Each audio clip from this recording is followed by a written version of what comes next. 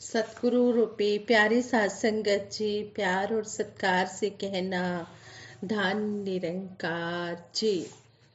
तड़फ है जिनको दर्शन की, जिन्होंने मन में ठानी है। तड़फ है जिनको दर्शन की, जिन्होंने मन में ठानी है। दिखा देता है पल भर में मेरा सतगुरु नूरानी है। दिखा देता है पल भर में मेरा सतगुरु नूरानी है।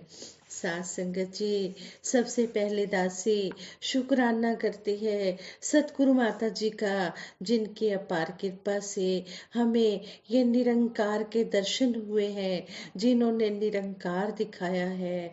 शुक्राना है सतगुरु माता जी का, जिन्होंने हमें राजपिता दिए हैं। सतगुरु माता जी, निरंकारी राजपिता जी, निरंकार आप सत्संगत माँ का दासी बारंबार हाथ जोड़कर शुक्राना करती है और आप जी से यही आशीर्वाद मांगती है कि आप जी ने जिस तरह अपने चरणों से जोड़ा है, इसी तरह अपने चरणों से जोड़ के रखना।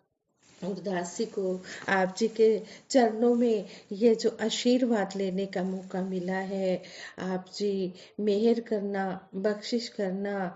इसी तरह दासी आप जी के चरणों में बैठकर ये आशीर्वाद लेती रहे और आप सबके आशीर्वाद से दासी ये विचार रखने जा रही है। संपूर्ण अवतार पानी में शहंशाह बाबा अवतार सिंह जी महाराज हमें समझा रहे हैं, धोबी कपड़े धोवन लग्या, मैल कदे भी तकदा नहीं, गुनाहगार नू बख्शन लग्या, बख्शन हारा थकदा नहीं। सतगुर पूरा कदे गुनाहा दे वल पांदा चात नहीं। सतगुर दे लई छोटे वड्डे ਉੱਚੀ ਨੀਵੀਂ ਜਾਤ ਨਹੀਂ। ਸਤਿਗੁਰ ਦੇਂਦਾ ਦਾਤ ਇਲਾਹੀ ਜੋ ਵੀ ਸ਼ੀਸ਼ ਝੁਕਾਂਦਾ ਏ। कहे अवतारो एक छिन अंदर रमे राम नु पांदा है।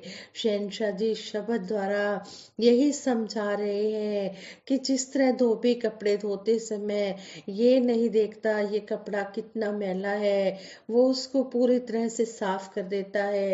इसी तरह चाहे कोई कितना भी गुनाहगार है, कितना भी कोई पापी है, कपटी है, कुछ भी है, अगर वो गुरु की शरण में आ जाता है तो गुरु उसके अवगुणों को नहीं देखता। गुरु उसका मन बिल्कुल पाक साफ कर देता है, उसको बख्श देता है, उसको अपने चरणों में जगह दे देता है। सतगुरु के लिए कोई छोटा बड़ा नहीं है, सतगुरु के लिए सभी बराबर है। सतगुरु ने सभी को एक जैसा ही ब्रह्म ज्ञान दिया है, चाहे वो धन दौलत उसे अमीर है या धन दौलत उसके पास नहीं है, जैसा भी है वो जो शरण आवे तिस कंठ लगावे। जो सतगुरु के चरणों में आकर अपने आप को झुका देता है, अपने आप को नम्रता में ले आता है, समर्पित कर देता है, सतगुरु उसको ये ब्रह्म ज्ञान दे देता है। और सतगुरु जब ये दात इलाही देता है, लेकिन उसी को देता है जो इसके चरणों में शीश झुकाता है, नतमस्तक हो जाता है, नम्रता भाव में आ जाता है।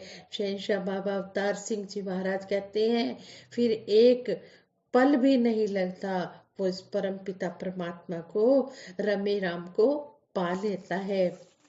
ऐसे ही दासी आप जी के चरणों में एक स्टोरी इसी टॉपिक पर ही शेयर करने जा रही है, आप जी परवान करें। कहते हैं, एक बार एक महात्मा प्रचार यात्रा करते हुए किसी नगर में से गुजर रहे थे। यह बात हर कोई जानता है कि संसार में सब मानव एक स्वभाव के नहीं होते, सबका एक जैसा स्वभाव नहीं होता।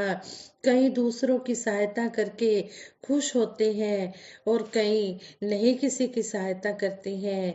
नगर में रहने वाले एक मन चले ने उस महात्मा जी से हंसी मजाक में कह दिया, महाराज आपने यह सामने देखो, जो यह आपको मकान दिखाई दे रहा है, यह एक श्रद्धालु माई का है। वह माई संतों महापुरुषों की सेवा करके बहुत खुश होती है।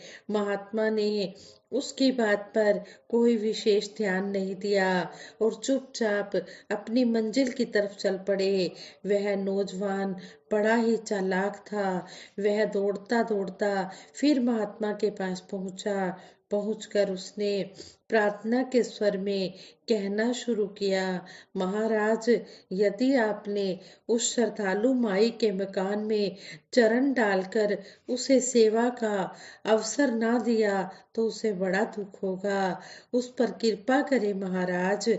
महात्मा बड़े ही दयालु स्वभाव के होते हैं।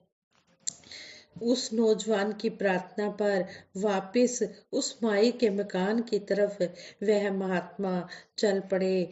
वास्तव में वह मकान एक वैश्य का था।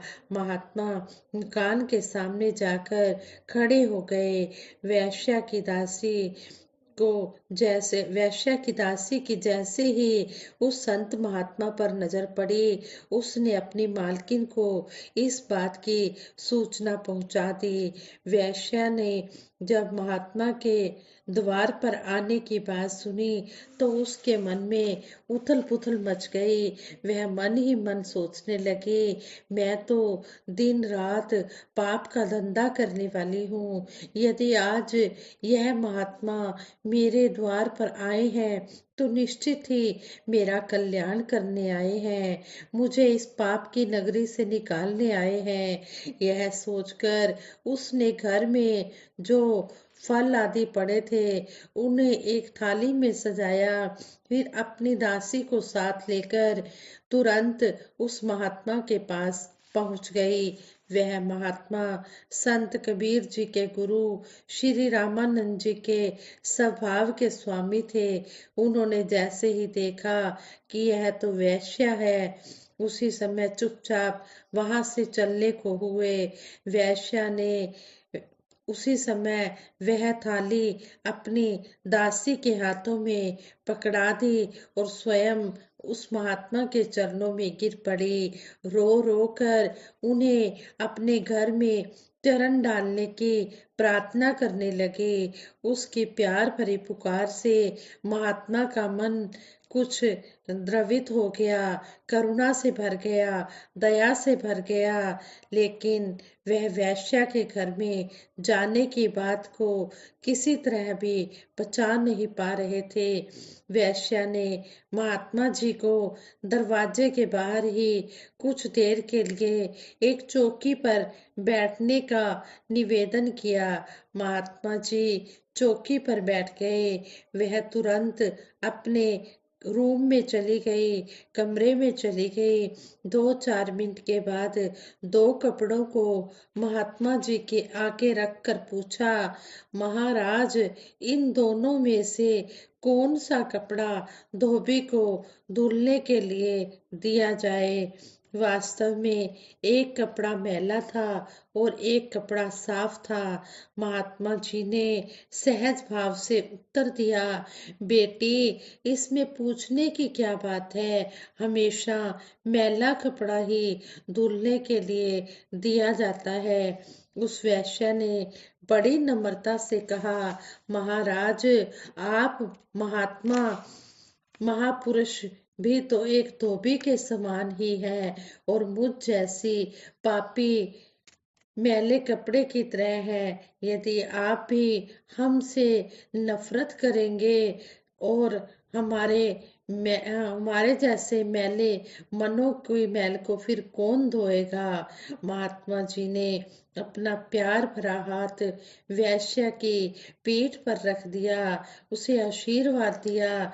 सदकर्म करने वालों को ही अपनाने वाला सदकर्म करने वालों को ही अपनाने वाला सतगुरु नहीं हो सकता। सतगुरु वही है जो गुनाहगारों को भी अपना ले।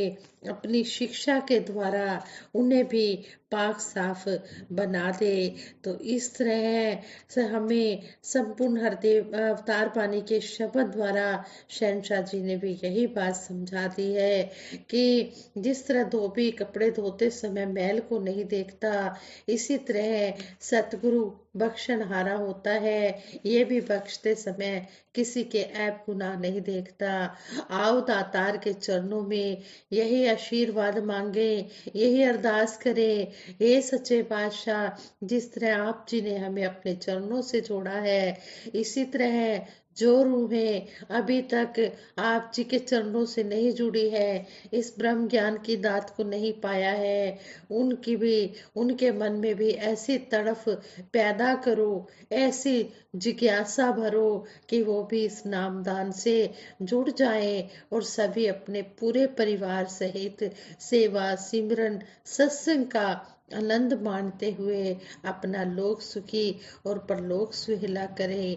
यही दासी सतगुरु माता जी के चरणों में अरदास करती है। सतगुरु माता जी, आप जी सारे संसार के लिए आए हुए हैं और सारे संसार का ही उद्धार कर रहे हैं। जिस रूह को आप जी ने अपने चरणों से लगाना होता है, उस पर आप जी पल भर में उसी समय कृपा कर देते हो, उसे अपने चरणों से जोड़ देते हो। बस यही आप जी के चरणों में सतगुरु माता जी आशीर्वाद मांगते हैं कि सभी के ऊपर अपना मेहर भरा हाथ रखना। कर मेहर मेरे दाता, तेरा नाम ना भुलावा, श्वासां दे मन के तैनू सिमरती जावा। है जानी जान दाता, मेरी हर कमी तू जाने, तू ही है झोली भरनी, तेरे भरे खजाने, तै तू ही मंगा माता, हाथ किधरे ना फैलावा। हे सच्चे पातशाह, आप जी का दर हमने पकड़ा है, आप जी के चरणों में आए हैं। आप जी को जो भी हमारे लिए, हम सबके लिए सुखदाई लगता है, सो ही करना। बस हमें भक्ति का दान देना, अपने चरणों से जोड़ के रखना। इसी तरह हम अंतिम श्वासों तक सेवा सिमरन सत्संग करते हुए आप जी के चरणों में तोड़ निभा जाए।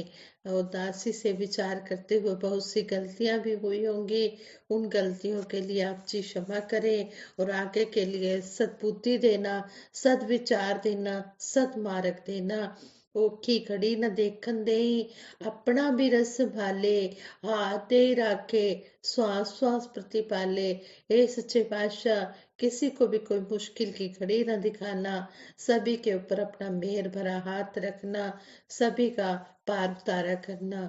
सात संगत जी दासी सबके भले की कामना के लिए सिमरन करवाएगी, सभी ने मिलकर सिमरन में साथ देना है।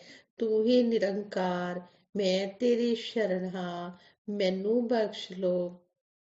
तू ही निरंकार, मैं तेरी शरण हाँ, मैनू बख्श लो। तू ही निरंकार, मैं तेरी शरण हाँ, मैनू बख्श लो। तू ही निरंकार, मैं तेरी शरण हाँ, मैनू बख्श लो। बोलिए सतगुरु माता सुदीक्षा सविंदर हरदेव जी महाराज की जय। निरंकारी राजमाता गुरु वचन अवतार की जय। सात संगत जी बड़े प्रेम से कहना, धन निरंकार जी।